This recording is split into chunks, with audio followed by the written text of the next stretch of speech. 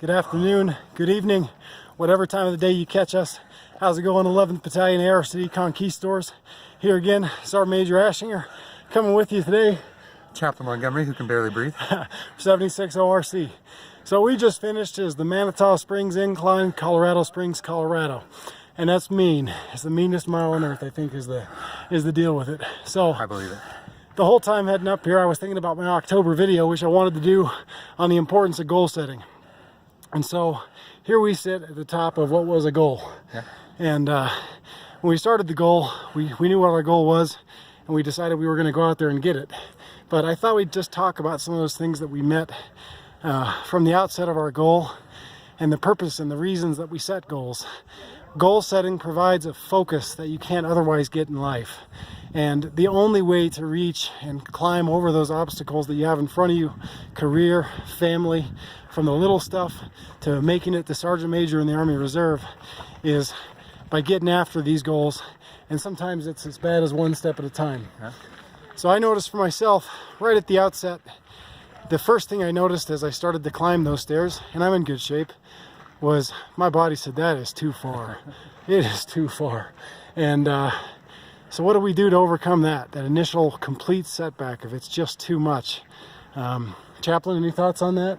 Before we even started, right? Yeah. Like I was complacent. I haven't been feeling very good.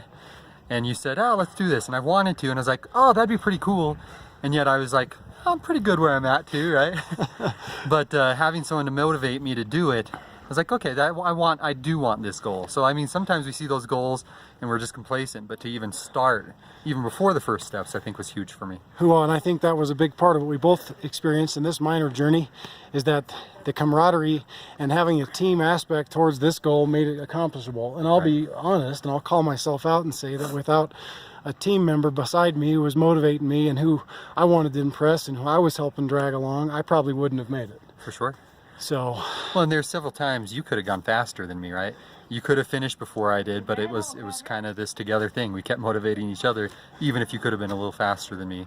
There's no doubt that you kept me going at a faster goal than I could have made it too. And another thing I noticed as we were going up, we passed a few people, but I would say that we got past more people than we passed. Would you agree, Chaplain? Oh yeah. And I'll admit that deep down inside, for me being a competitor, watching people going faster than me on a goal is a setback. Yeah. It can feel sometimes psychologically like it's unfair, but if you focus on the unfairness and the people going faster than you, it's hard to keep moving. So instead, those are those times when I find myself just looking one foot after another foot after another foot, heading up the mountain. This is my instinct too, like to not let somebody pass me, or when we saw the summit to just sprint to the end. Like, but again, like I've been kind of under the weather, right? And it would have been stupid. I would have hurt myself. We still ended up where we wanted to go, but I knew myself and I knew the obstacles and the pace I had to take today. Which was another important part that I want to talk about with goal setting, with everything. The worst failure that you can set yourself up for is setting too strong of a pace. And it doesn't matter. You have to know yourself. And that's part of the self-awareness and that positive mentality we talked about last month. But you have got to know what your pace is. And if you push too hard, things will lock up on you and you will not accomplish those things. So know when it's time to take those breaks. And have the courage to listen to the person next to you who tells you when it's time to take a break. Because it's a little flaw of mine, is I will push myself too hard. So having the chaplain with me reminded me to stop for a second, breathe, get the heart rate back, and then go attack what ended up just being sprinting from one small grade about 20 steps up at a time. I mean, there's some demoralization along the way. Here on this thing, there's a place called the False Summit.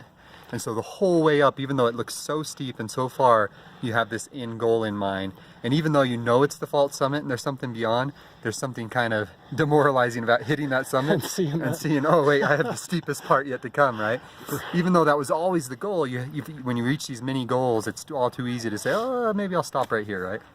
So if anything else, just keep pounding those baby steps, taking those breaks, but always keeping the top in mind. And to me, having made it to the top was worth every little bit of heartache that was below. And it doesn't seem, the pain that we just experienced doesn't seem to exist near as bad now.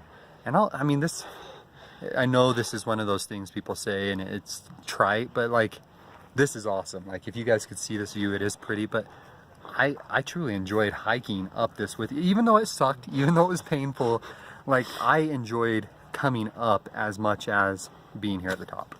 And that's it. So thank you very much, 11th Battalion Conquistadors, for joining us again. From Chaplain Montgomery and myself, Sergeant Major Aschinger, this is October's little positive outlook thing. Get after those goals, and the top feels good. Help somebody else along the way, Hua. There you go. Team. Peace out.